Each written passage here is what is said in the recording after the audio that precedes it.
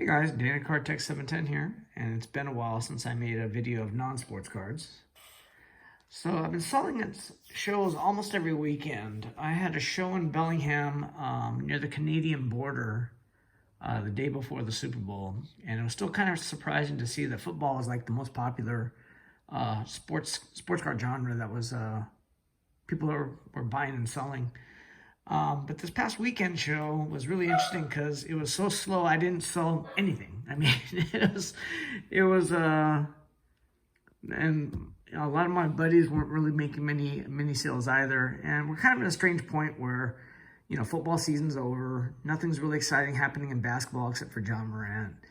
We're in danger of having a late start to the baseball season, or worst case scenario, a shortened baseball season, which like we did in 2020, like the 60 games, that really sucked. But just, despite how slow the show was, I still have a blast hanging out with my buddies and meeting and trading with fellow collectors.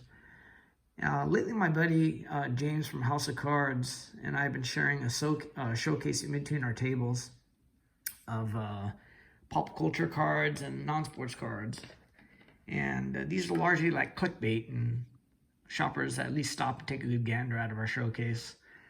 So first off, it's kind of still a non-sports card. It's the Brock Lesnar PSA 9. This is when he was in the UFC, and he still looked like a beast. I know that in the WWE, he doesn't look like this anymore because they do pretty strict drug testing, which kind of accounts for his loss of size, as well as he's getting older too. I've shown this card before on my GOAT collection, but this is the Hakuo Show. He's the GOAT of sumo, who just recently retired. Won more grand championships than anybody. I think he won like 45. He was a Yokozuna, the grand champion, for like 14 years, which is unheard of. One of my favorite movies of all time was Indiana Jones. So I got the Raiders of the Lost Ark. It's Indiana and his lecture. When I was a kid, I loved Raiders of the Lost Ark so much that I actually wanted to be an archaeologist, until my sister kind of hit me with a dose of reality, explained to me how the archaeologists actually make money. If you're not going to be a professor in a college, then you're going to live off grants. Thanks, Joy, for telling me that. Rest in peace. Miss my sister, but I was a big Bruce Lee fan growing up, like many others. This is the 74 Yamagata Bruce Lee PSA 7. And what this is like a flip game in Japanese. It's a card game where they flip them over, and really beautiful shot. I have a couple of them actually. Here's another Bruce Lee card. Oops, that just dropped. This is also a Yamagata card. It's this 74. And it says Enter the Dragon, but I'm pretty sure this was actually from Fist of Fury or The Big Boss. It wasn't Enter the Dragon. I think they just put Enter the Dragon as like their go-to. And again, it's kind of sliding around in the case here. That kind of sucks. Which they kind of figured that out. And my last card is,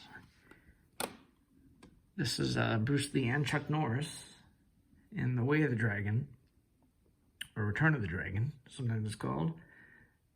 Really great card. This one I actually don't really want to sell, only because it has both of them. It has Chuck Norris as well as Bruce Lee, and Chuck Norris has kind of become a legendary icon with all the, Chuck Norris is so tough that, X nowadays.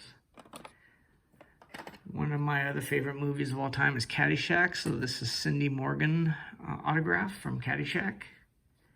Back in the day, I used to think she was so hot. And then, I watch Caddyshack probably like twice a year. And you look at her now and you realize, man, we found her to be so sexy. But, she's really flat-chested. Probably because of all the coke floating around Hollywood back in the day. But just a cool card. This is the Arnold Schwarzenegger PSA 10. This is from the Upper Deck Prominent Cuts. Very low pop on this. And us being in Seattle and me being a Jimi Hendrix fan, this is the 78 Swedish Jimi Hendrix Psa 6. Just a cool set. Comes with a blank back. But everyone kind of remarks and they stop by and look at our case and say, oh, wow, Jimi Hendrix card. For those of us that used to watch poker on TV back in the day, this is the dual auto of Doyle Brunson and Daniel Negreanu. This is BGS 8, dual autograph.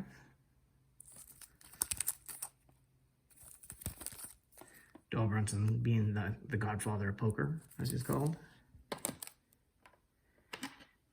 And this is a cool card. This is the notorious B.I.G. Biggie, PSA 9. This set's called Panini Black Friday. And there's actually a Snoop as well as, let's see, they got Snoop, they got Biggie. There's a Tupac card, of course. And my buddy James actually picked up both the Tupac and the Snoop, I believe. And this is just a cheap card that I got picked up. That those of us collected in the 90s might remember this one. This is the Whitney Houston singing at the Super Bowl halftime. I'm hoping they come out with a card very soon with the last halftime show at the last Super Bowl, because I think that would be an awesome card to get. You know, Dr. Dre, Snoop, Eminem. I've shown this card several times, and I keep this in my case, but really I don't want to really sell it. It's the Nature Boy autograph, Ric Flair. Famous nicknames. One of my favorite cards in my entire collection. And my last card is my monster of my non-sports card collection. It's the 1936 Mitchell & Son Walt Disney PSA 8. Just a really beautiful card. Great image. I wish some of my other vintage cards were this good, this beautiful, this clean. And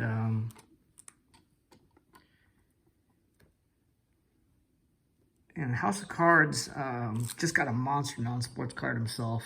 It's of a true Hollywood icon. I can't wait to have that card side by side with this one. Definitely be the two monsters of our non-sports card showcase.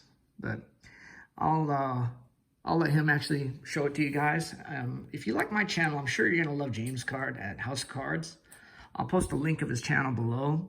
And like I said, he got a really awesome monster vintage Hollywood icon. So once he gets it, I'm sure he's gonna show it off. So, you know, please tune in to this channel to check it out.